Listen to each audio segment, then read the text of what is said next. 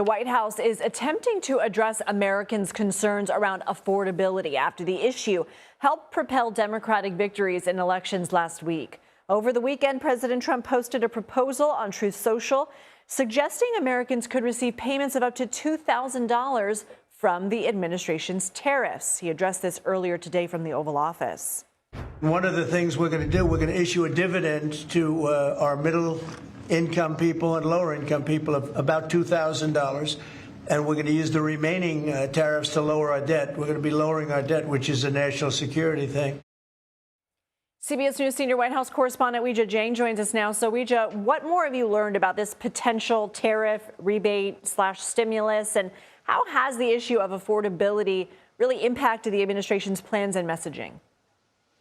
Well, after the elections last Tuesday, the president talked about affordability, and he expressed frustration that he said Republicans simply did not talk about it enough, and clearly this is something that he has been reflecting on. But the idea of stimulus checks or rebate checks from tariff revenue is not new. The president has been floating this since the summer and talking about it, but now he has attached a figure to it, as you mentioned, $2,000. But, Lindsay, it's not up to the president to write those checks.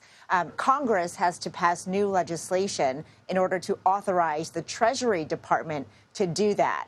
And right now, lawmakers are not talking about stimulus checks. They are trying to reopen the government. And by the way, the president himself said that it would come from revenue from tariffs.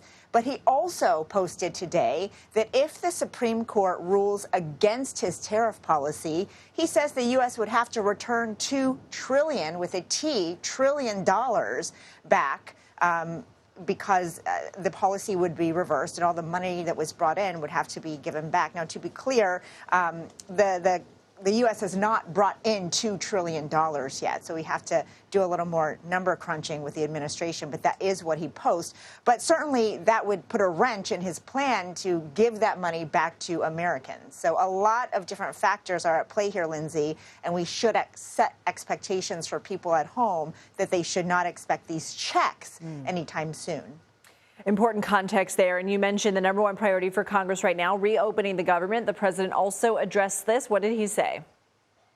Well, he was optimistic. He said that the government was going to reopen very, very soon. And he said that he was supportive of the measure that is currently being worked on Capitol Hill, because it does not include any of the health care subsidy extensions that Democrats we're pushing for. Now, it is important, Lindsay, to note that the president seemed to be okay with the fact that the agreement does include the reversal of all those federal workers who were fired, not just furloughed, during the shutdown. Weijia Jiang, thank you so much.